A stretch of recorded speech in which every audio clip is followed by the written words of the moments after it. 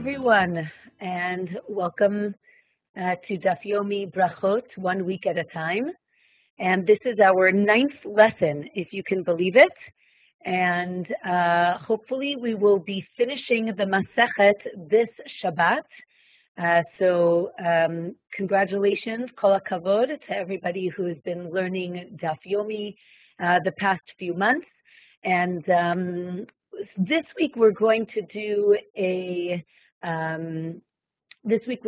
be doing a review of Daf Nun Dalid 54 till Samech till 60. So this week we started the parak and talked about many different blessings, many different brachot that are said throughout our day, throughout our lifetime, when we see different things, when we experience different things. So Nun Dalid started, 54, started talking about special occasions, what happens when we see miracles, or when we are in a place where miracles actually happened. I actually mentioned to my students that every year we take our students at the beginning of the year to a place in Israel called Kasser al-Yehud, which translated means where the Jews crossed. It's in the Jordan Valley, and when you go down and you see the Jordan River, we actually said this blessing, the blessing mentioned on Daf Nun Dalid on 54, the blessing that says we're grateful to God for having done miracles for the Jewish people, because this is where we believe that the Jews crossed the Jordan River into the land of Israel. So just, it's a beautiful concept that many of these brachot, many of these blessings could be said, especially walking around Israel. So it's really an incredible opportunity that we do have living here in Israel. And for those of you not in Israel, you are invited to come and partake of our miraculous land. And when you do, you will know the blessing to say for that. The Gemara continues and talks about blessings over weather, over nature, good things, bad things, new things. And it continues and talks about how we enter the temple, the mikdash, and how we greet people. The Gemara continues and talks about miracles particularly, and says that when you're in a place where there was a public or national miracle, you should say this blessing. If you had a personal miracle happen, then you yourself can make this blessing for yourself, again, for a personal miracle. The Gemara continues and mentions many miracles that did happen to the Jewish people, particularly ones that we read about in the Tanakh, in the Bible. It continues and talks about the blessing called Hagomel, which is a blessing that we say to thank God when we are saved from danger, particularly if you have crossed a sea, a desert, if you've been sick, if you've been imprisoned. And it talks about the laws of saying this bracha of Hagomel, which is generally said before 10 people, before 10 men in a minyan. The idea, of course, is that we want to thank God in public. Public in general is in front of a minyan, in front of 10 people. Nun Hey 55 talks about a lot of 3 things, which are going to continue for a few pages, but it talks about there are 3 things that you should spend more time doing in order to increase the days of your life. What are these 3 things? Prayer, and talks about that we should really focus on our prayer and kind of lengthen our prayer. Of course, later on the Gemara says not too long, but the idea is that when we focus on our prayers, that leads to long life. If you are at your table for a prolonged period of time. And the Gemara explains that this is really about charity, about giving charity, because again, what's a table? A table is a place where I can feed poor people, and the longer you sit there, the more you're able to provide for other people. So I thought that was just a beautiful idea in terms of being charitable to those around us. And the Gemara continues and talks about using the bathroom. Again, not too long, but talks about the importance of using the bathroom when you need to. I will not expand on that. You can look it up on Daf Nun Hey. It continues and talks about 3 things that actually shorten your life.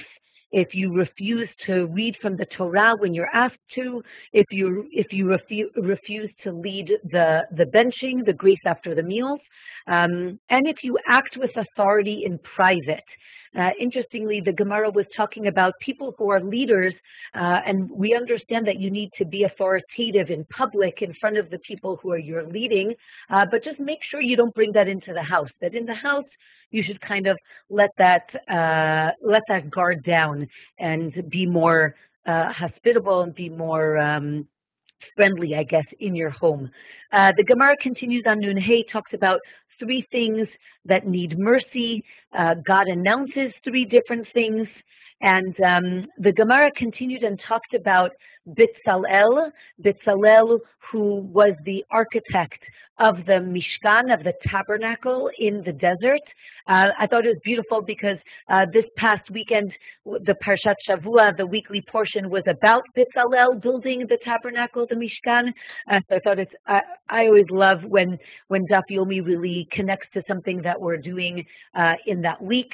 So I thought it was beautiful, the Gemara talking about Bitzalel, the architect, and how he had a special connection to God. He was able to envision exactly what God wanted and built the Mishkan exactly to the specific measures that God gave him. The Gemara continues and talks about good and bad dreams. We're actually going to learn that together because I just thought it was a fascinating topic. So we're going to skip it now in our review and we'll go back to it when we get a little bit more in depth. Daf Nun Vav 56 goes into great detail about dreams. We're not going to get to go through all of these ideas, but it does get I would say maybe a little uncomfortable as you read the Gemara, for those of you who have read through it.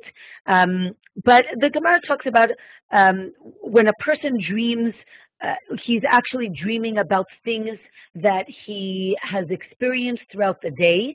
And again, we'll talk a little bit more about that in a little bit. The Gemara continued and talked about interpreting dreams, and Abaye and Rava, who both have dreams in the middle of the night, and they both want to get their dreams interpreted, and they went to the same person, to Bar Hedia, and they asked him to interpret the dreams. One of them pays for the interpretation, the other one doesn't, and interestingly enough, the one who pays actually gets good interpretations. The one who doesn't pay gets bad interpretations. Interestingly, the Gemara tells us that everything that the interpreter said came true, whether good or bad. It doesn't end so well. The interpreter actually leaves and goes to Rome, and in the end was actually quite brutally executed for actually not interpreting dreams. So I thought it was just a very ironic story. The Gemara continues and talks about what happens if you have dreams about sages, about chachamim, whether they're good or they're bad, generally, of course, good. Different symbols in dreams. If you dream of a river or a bird or a pot, that's a symbol for peace. Different signs, whether they're good or they're bad. And as we're going to see in a little bit, it really depends on how you interpret your dream, not necessarily what you see, but more on the interpretation. Daf Nun Zayin 57 continues and gives us a few more signs for dreams. Let's say you're praying, you're davening in your dream, that's a good sign. Here the Gemara, I think, for some people it might have gotten a little uncomfortable because the Gemara goes through many options of dreams and talks about if you have relations in your dream with different people, I would say some of which are quite uncomfortable, your mother, your sister, other people. The Gemara interprets all of these dreams for good, meaning what does it mean to have intimate relations? It's something that you love. So the Gemara talks about all of these ideas are symbolic for your deep love, either for Torah, for God, for wisdom, and it continues to expound these different ideas. If you have dreams of the 7 species, the Shivat HaMinim, which we mentioned a few classes ago, we talked about the Shivat HaMinim, the 7 species, so all of those are good signs, and the Gemara goes through each one. If you enter a swamp in your dream, it means you're going to be the Rosh Yeshiva, the leader of the study hall. And then the Gemara continues and talks about other alternative interpretations. If you dream about different kings, if you dream about different books from the Bible, from the Tanakh, if you dream about Chachamim, all of these have positive or I would say like beautiful interpretations. The Gemara continues and talks about things that are beneficial and things that are detrimental. Again, lots of like things of 3. So 3 things that are good for your body, 3 things that are bad for you. The Gemara continues and says 5 things that are 1/60th of something else. And I thought that was really beautiful. If you have a chance, you can go back to Nun Zayin to 57. It really talks about, sleep is 1/60th of death, and different things like that. I thought it was interesting comparisons of things that I would imagine just philosophically or theologically we try to think about. What are these things, right? We want to know what death is. We want to know what Olam Haba is. We want to know, right, the next world. We want to know what hell is going to be like. So the Gemara kind of gives us, I guess, relates it to things that we can relate to and say, this is one very small fraction of what it really is, right? We say Shabbat is Me'in Olam Haba. It's like, I guess, gives us a feeling of what the world to come will be like, right? So here the Gemara says it's 1/60th of Olam Haba, of the next world. So interesting to think about what that means. I think the Gemara is really trying to give us, a feel of what of what these things are and what they might feel like. The Gemara continues and talks about 6 things that are good for you if you're sick, 6 foods that are good for you if you're sick, 10 things that could cause illness. Just a shout out to anybody who's vegan. You'll like this daf because it says that eggs are bad for you and meat is bad for you and dairy is bad for you. So I thought that was interesting. I personally will interpret it as everything is good in moderation. Don't overdo anything. Interestingly, the daf finishes about dreams of the, I guess, waking dead. I would call them zombies. If you have a dream about a zombie, it's all good. Don't worry. It says as long as the zombie doesn't take your shoes, then you're okay. So if you have a dream about zombies, you'll wake up, you just say it's going to be great and continue on your way. From here on, the Gemara is going to focus on blessings, on different brachot. Talks about making a blessing on the downfall of evil or the downfall of idol worshippers. Daf Nun Chet 58 talks about appreciating things. And how do we appreciate things? By making brachot, by blessing God and, taking a moment to be thankful for the things that we have. So the Gemara on Nun Chet, on 58, says, you make a blessing when you see a lot of Jews. And the Gemara explains that a lot of Jews actually means over 600,000, which is an interesting. The number, of course, is the number of men that left Egypt. So 600,000. We make a blessing when we go to the temple, to Har Habayit, to the Temple Mount. We make a blessing when you see a wise person, when you see a king. And interestingly, I thought very sensitively, the Gemara talks about when you see a Jewish king or a non-Jewish king, you make a blessing for both. there's a story of Rav Shila who gave someone lashes for sleeping with an Egyptian, and the person told on him to the king. There was a whole court case. Miraculously, Rav Shila was actually saved, which was very miraculous, through very miraculous events. More blessings on desolation. The Gemara explains that from the time of the destruction of the temple, God decreed that the houses of the righteous would be destroyed, and they would remain that way till the redemption. So if you see one of these destroyed buildings, you can actually make a blessing on that. I guess the idea is with hope for the redemption. There's a blessing that if you see a friend who you haven't seen in 30 days, 30 days is like that period of time that's significant. So if you haven't seen a friend in 30 days, the Gemara suggests that you say a bracha, a blessing. The bracha is shechianu. This blessing is shehechianu v'kimanu v'gianu lezman hazeh. We're grateful to God that has prolonged our life, that we could get to this point, shehigianu lezman hazeh, that we get to this moment, and we're thankful for this moment. So that moment at this point is about seeing a friend.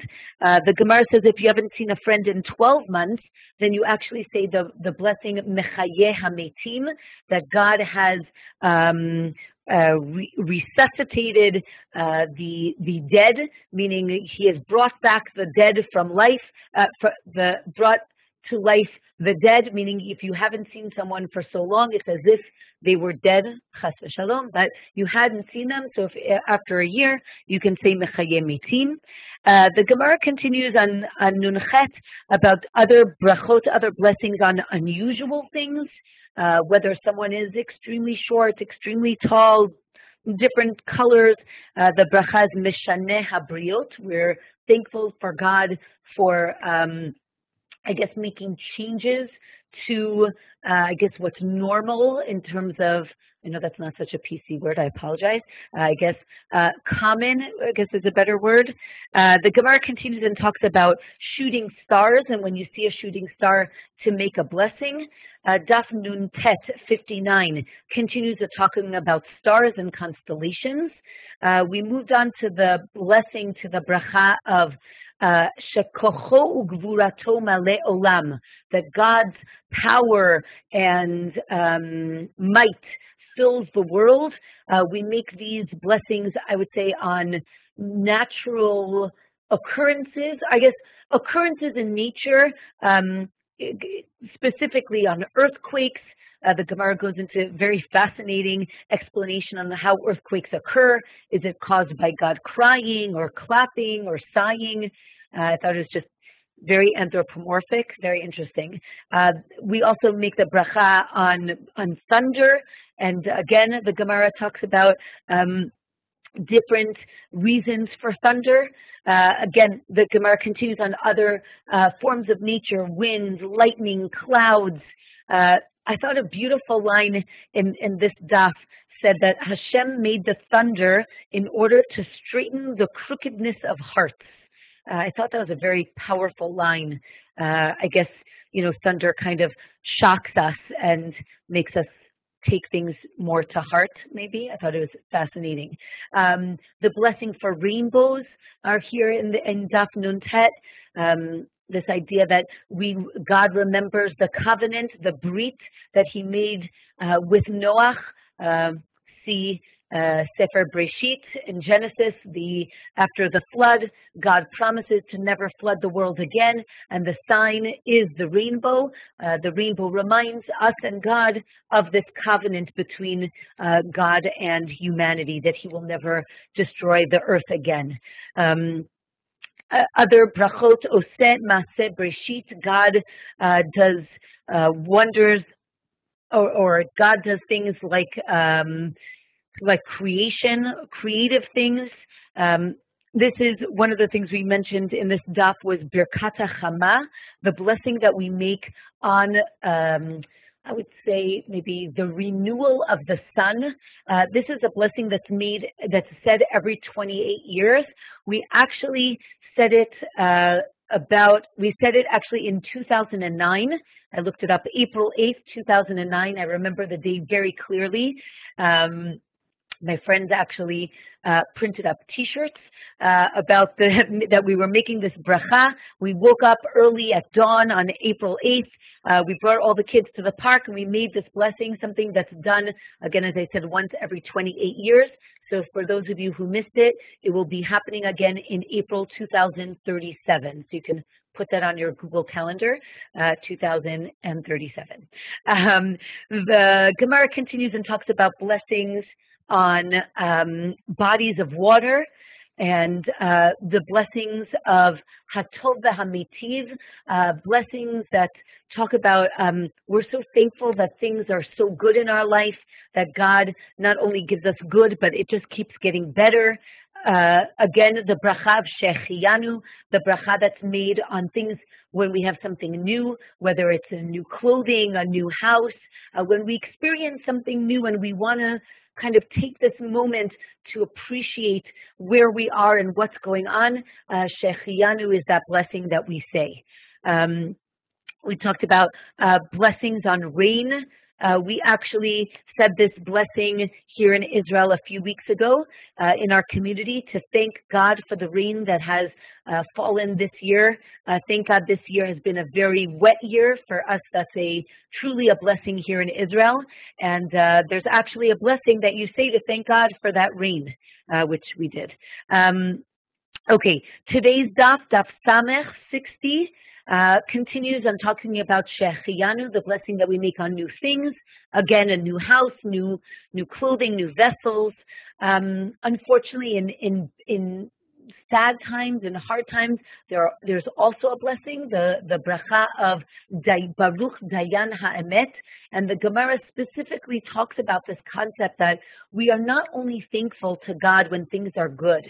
The Gemara says we have to be thankful to God even when things are hard and things are sad and bad. I think it's a very important lesson for us in our lives. I think it gives us perspective. And we acknowledge that everything comes from God, whether good or bad. So this is very common when you hear that somebody has passed away. If someone dies, we say Baruch Dayan Ha'emet, right? We bless God for being the true judge. Again, I think this idea that we really never know what God has in store for us and what the plan is. So I think it's just very interesting to think about what that means when we say Baruch Dayan Ha'emet. The Gemara today continued and talked about prayers, and that when we pray, that prayer needs to be for something in the future. We can't pray for something that has already happened, because God is not going to change what happened retroactively. So to think about when we pray for something, it has to be something that will be coming up and can be changed for good, hopefully. The Gemara mentions Dina's birth. Leah, our matriarch, was expecting her 7th child, and she knew that there would ultimately be 12 tribes, 12 male children, and she realized that if she would have a 7th boy, it would kind of knock out the balance, even though there really wasn't so much balance. And basically, Leah davens and prays that the child that is in her womb should not be a boy, but should be a girl.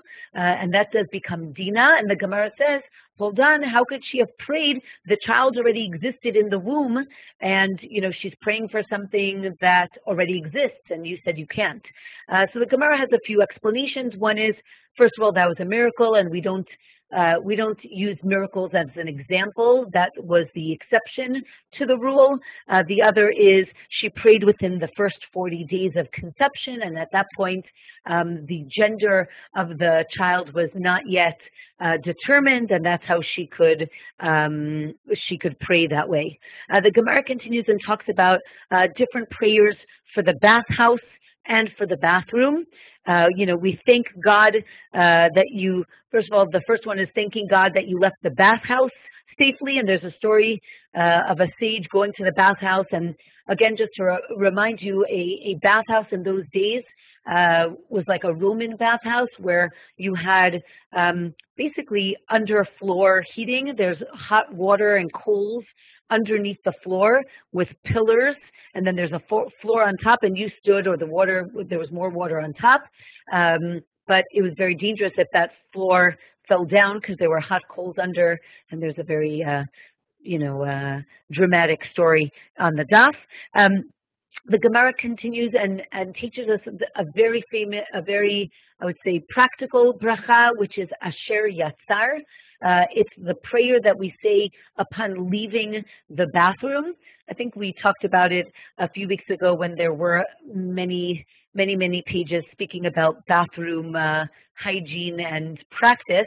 But here I think it's just really important to, again, take this moment. I think it's about appreciating and being grateful to God. The blessing of Asher Yatzar is a blessing that we say when we leave the bathroom. We thank God that everything works the way it's supposed to work, that there are, I guess, bodily fluids that leave our body when they need to, and they stay in our body when they should.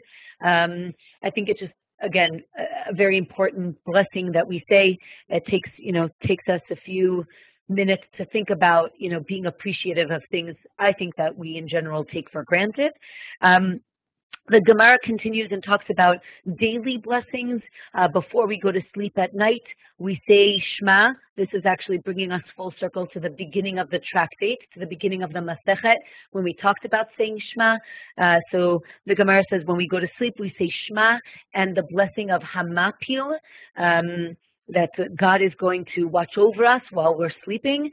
And also, again, I would say, appreciation or gratitude for the things that happen throughout our day. We don't want to go to sleep angry at anybody. We don't want anyone to be angry with us.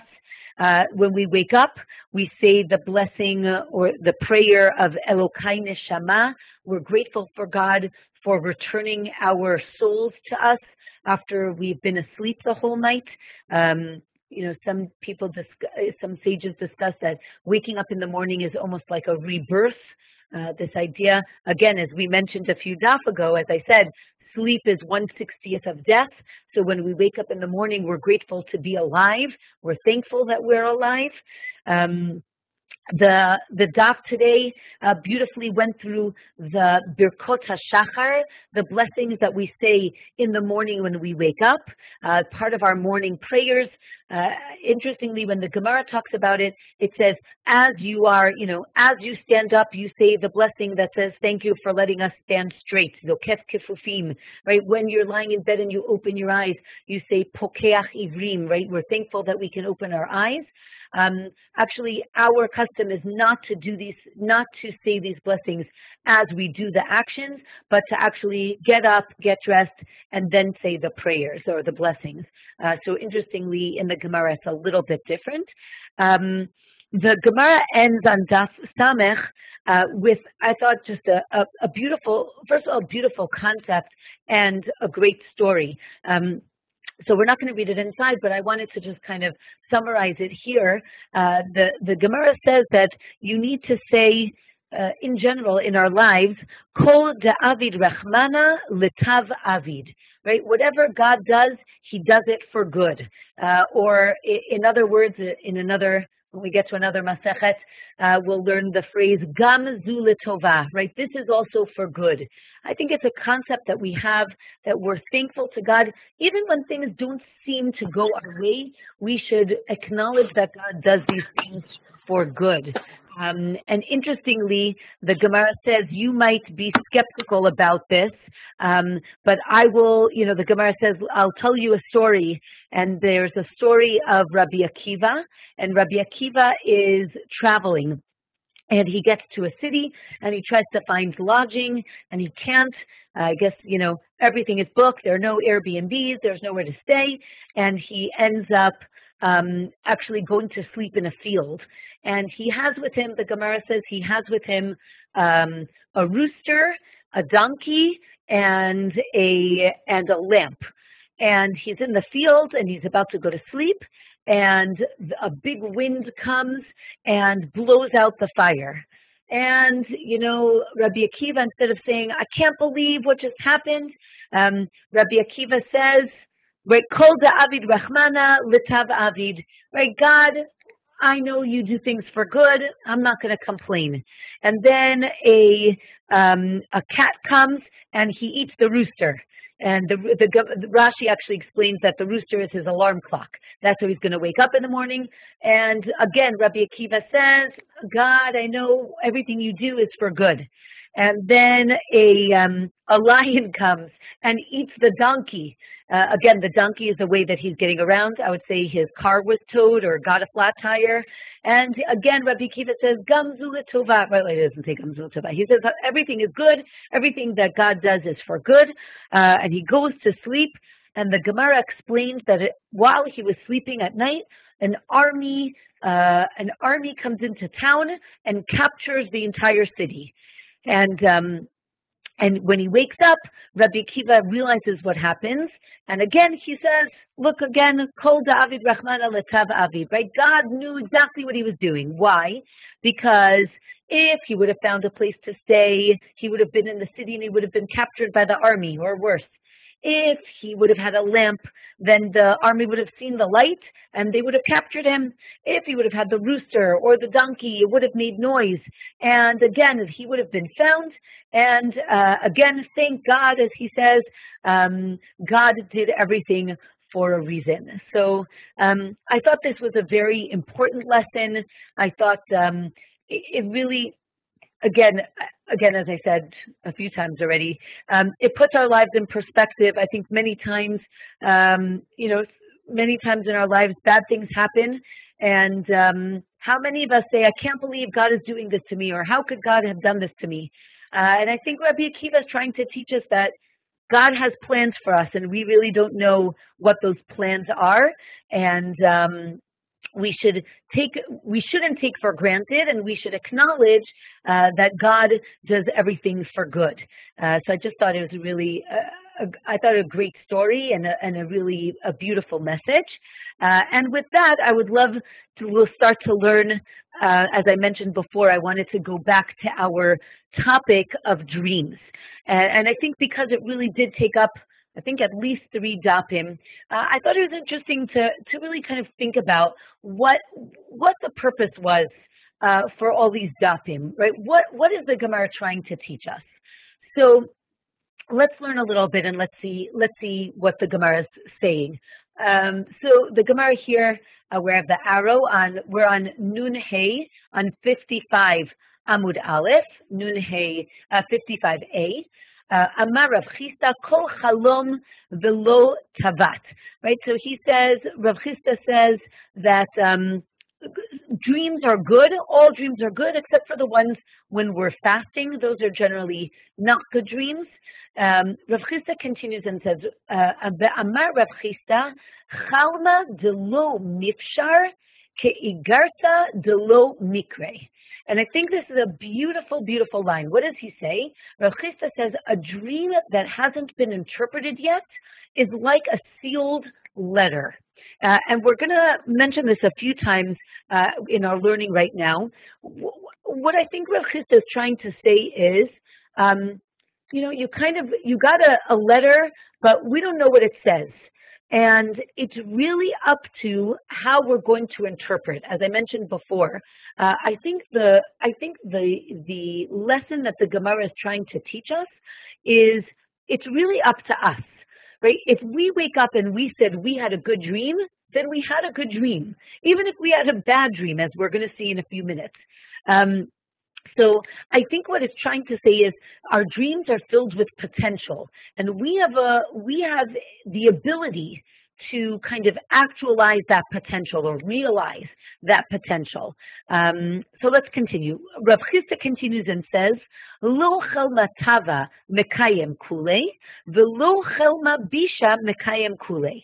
So he says, look, we're gonna try to interpret a lot of dreams here, but you should just realize that even if your dream was amazing, it's not going to come true in the exact way that you've seen, or the whole thing is not going to come true. And if you have a bad dream, the whole bad dream is also not going to come true.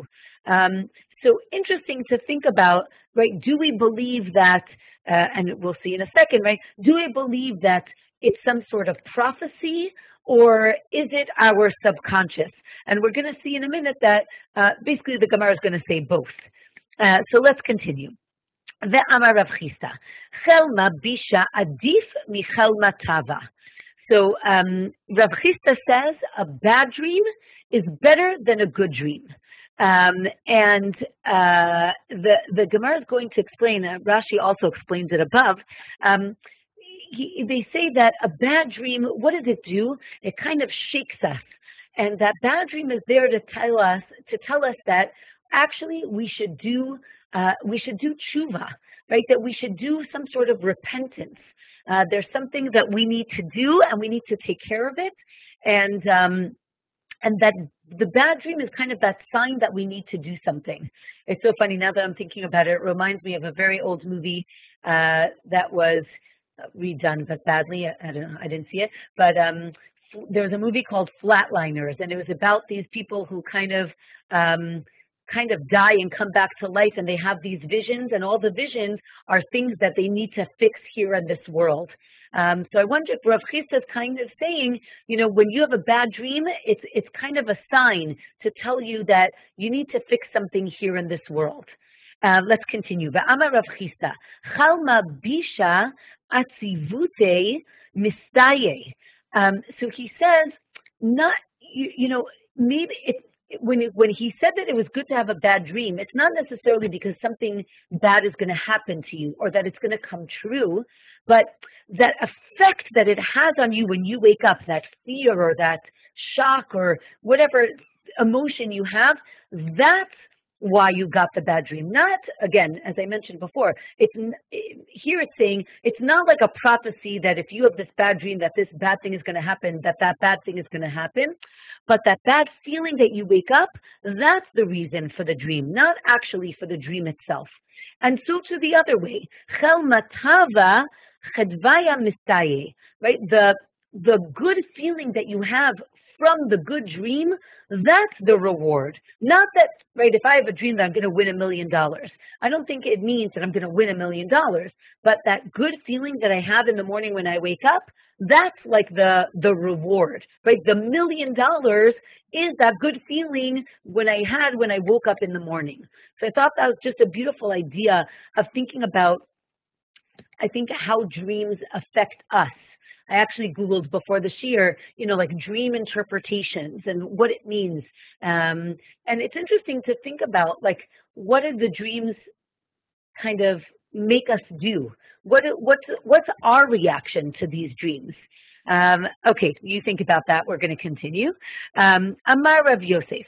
Amar Rav Yosef.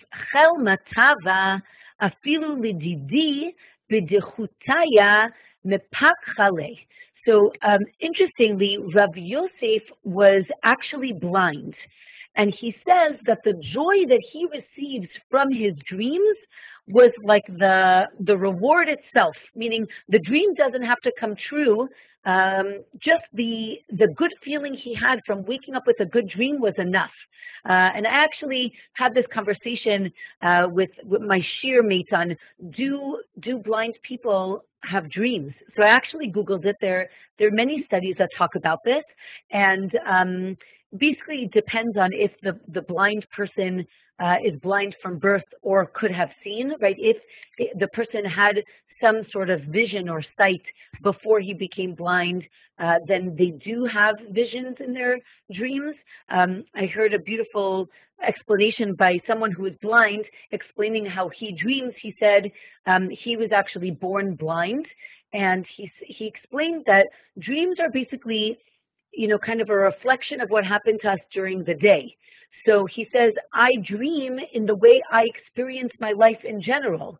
So in general, I use my other senses, and therefore when he dreams with his other senses, meaning he hears, whatever, the game or the birthday party, right? So he uses other senses as opposed to sight, but he doesn't really see anything in his dreams. So I just thought, it's a fascinating idea of, again, dreams, I think, that we sometimes take for granted. Let's continue. V'amar Rav Chisda, Chelma bisha kashe minagda. Right? He says bad dreams are worse than actually getting physical lashes while you're awake, of course. So again, I think he's saying that, people get really scared from their bad dreams. And again, I think Rav Chisda's point is it's supposed to make us do something with it. I'm going to skip a little bit because the Gemara continues and talks about how there are things that are, in every dream, there's what we would say a kernel of truth. And the Gemara talks about psukim from Yirmiyahu when he says that there are all these false prophets that surround him. And he says, I have true prophecy, and you just have dreams that aren't real. And he says it's like chaff and wheat, right? Again, a wheat kernel is surrounded by chaff. And the Gemara says, just like, wheat has to be covered in chaff, so too dreams need to come with, there's a kernel, sorry for the pun, but here it's literal, right? There's a kernel of truth in your dream, and it is surrounded by things that are not true. And beautiful, the proof to this is, here it says, Amar Rav Brachot at the bottom of 55. Amar Rav Brachot, Chalom af al pisha mikzato mitkayem, kulo einu mitkayem. As we mentioned before, dreams could come true, but they'll only partially come true, not completely come true. How do we know this? Minalan, mi Yosef. We learned it from Yosef. Again, Yosef, the dreamer and the dream interpreter. Dichtiv, as it says, v'hinei hashemesh v'hayareach. Again, Joseph has dreams, and he dreams about the sun and the moon and 11 stars bowing down. However, v'hahi sha'ata, but at the time when the brothers are bowing down to him, imei lo havit, right? Again, he has a dream about the sun and the moon, and Rashi there explains the sun and the moon are, right, Yaakov, his father and his mother, right, Yaakov and Rachel. At this point, his mother is no longer with them. And interesting, again, the brothers and the father bowed down, but his mother unfortunately died and is not there. So the Gemara says we see from here that dreams will come true, but not completely.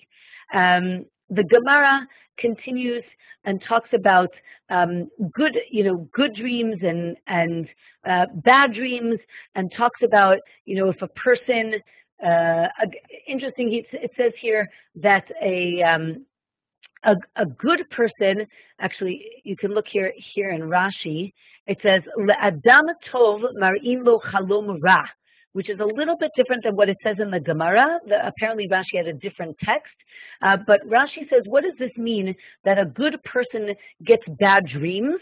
It says, Kedei she'yid'ag v'lo yichta, v'sheyichaper al itzbono. Right? Rashi says that good people get bad dreams so that when he wakes up, he should be nervous or scared, and therefore he will atone for the whatever sins or transgressions he has done in the past. And Rashi continues, Le'adam ra mar'in lo chalom tov, and bad people or evil people get good dreams. Rashi explains why. Kedei l'samcho sheyochal olamo, right? That the bad person or the evil person will have a good dream, and that good dream will be his reward, and then it will kind of like he will use up his reward, or kind of get his reward in this world as opposed to getting it in the next world. And I want to continue and show you just two more things because I thought they're really very interesting and have practical applications. One second. Okay, here we go. So it says, Amar Rav Huna bar Ami, Amar Rav Padat, Amar Rabbi Yochanan, Haro'eh Chalom Benafsho Aguma, Yelech v'yiftarenu b'fnei shlosha. So, Rabbi Yochanan says that if you see a dream and you wake up, or you have a dream and you wake up, and it's really bothering you, right? Nafsho agumo. It says that, excuse me, he's troubled by his dream. What should he do? He should go and get it, interpreted in front of 3 people. So now the Gemara says, Yiftarenu, he should go get it interpreted. V'ha'amar, but hold on, didn't we learn, and we learned it 5 minutes ago, right? Didn't we learn, V'ha'amar Rav Chisda, Chelma delo nifshar, Igarta delo mikre. Didn't we learn that a dream that hasn't been interpreted yet is like a letter that's unopened? Why are you interpreting the dream? Don't interpret it. Leave that letter closed. Don't interpret it. So what does the Gemara say? You're right. Ela ema yitivenu bifnei shlosha. Not that he should get it interpreted, even though later dapim we do see that sages go and get their dreams interpreted. But here it says you should make it good, yitivenu, like tov. He should make his dream good in front of 3 people. So the question is, what does that mean? So it says, Lete tlata, he should get 3 people, v'leimaluhu, and this is what he should say before them. Chelma tova chazeh, so he says in front of them, I had a good dream. Again, if he had a good dream, he wouldn't be saying this. But what does he say? I had a good dream. V'leimrule, and then they should respond to him, Hanach tava have, v'tave rahave rachmana, l'shavia l'tav shiva zimnin l'gazru alach min shmaya. Right, so then they respond back to him, you had a good dream, it should be good, and whatever God was saying to you, it should be good, and 7 times it should be good. Again, it is good and it will be good. V'leimru gimel hapuchim v'gimel pduyot v'shlosha shlomot.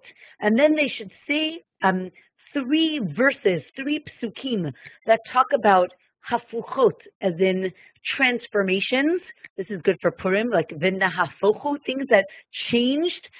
So 3 psukim, 3 verses from the Bible that talk about things changing. Again, what are we trying to do? Change his bad dream into good. And then he should say 3 verses that talk about redemption, and then 3 verses that talk about shalom, about peace.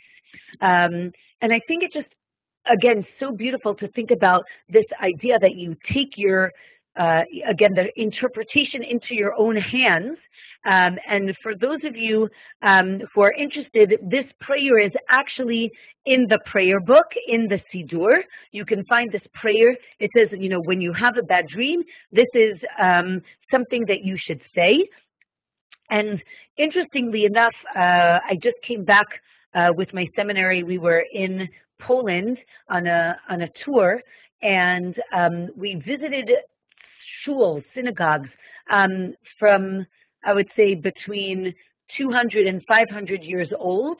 And what they used to do in the old synagogues was draw or write or illustrate different prayers on the wall. And generally, it's prayers that were said either communally or often in those days, not everybody had a sidur, a prayer book, so they actually put the prayers on the wall. And interestingly enough, in the synagogue in Tikochin, this prayer is on the wall. This idea that when you have a bad dream, there's a prayer that you say, and it's just interesting to think about how often was this prayer said. And I just want to finish up because the Gemara continues, and for those of you living outside of Israel, it mentions a custom that people have. Second. Okay, here we go. The Gemara continues.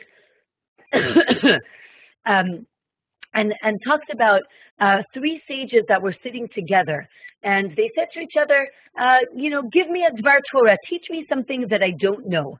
And one of them said, right, one of them said, Hi man dechaza chelma, right, if you have a dream, velo yada my chaza, and you don't know what dream you had, lekom kame, kohane beidana de parse yadaihu.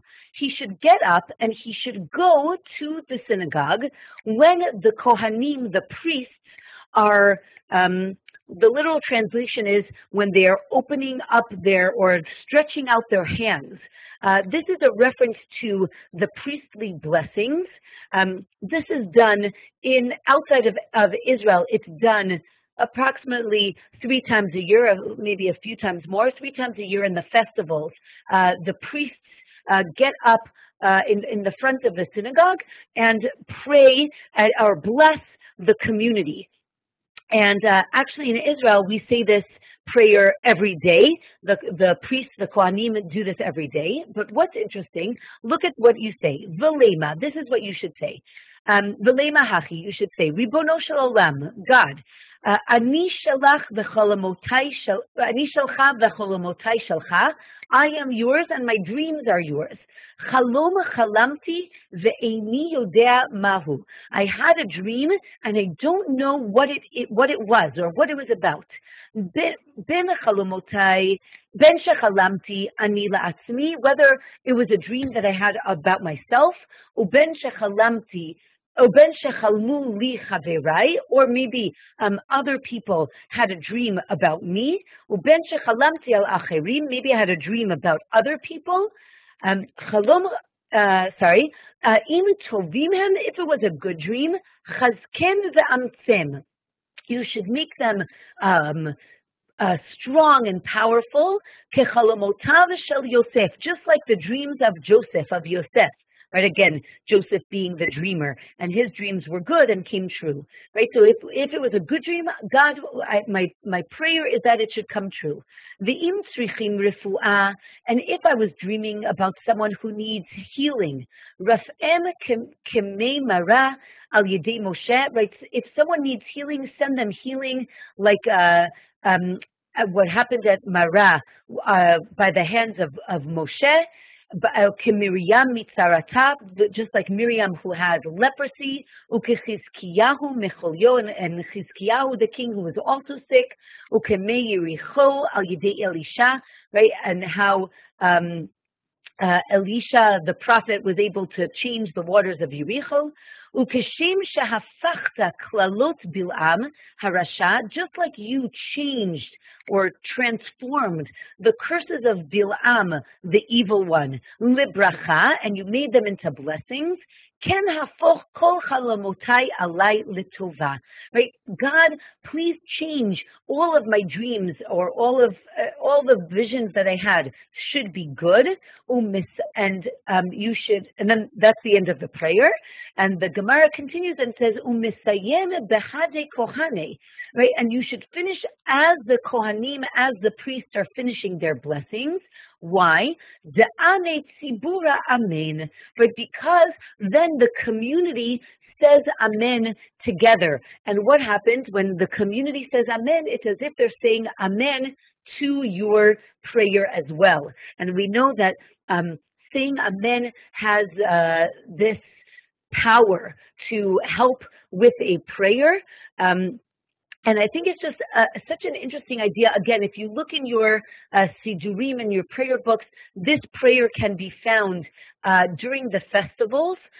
They are said during the priestly blessings. And again, interestingly enough, they are not said every day in Israel. And the question was why. I had a student who asked me why.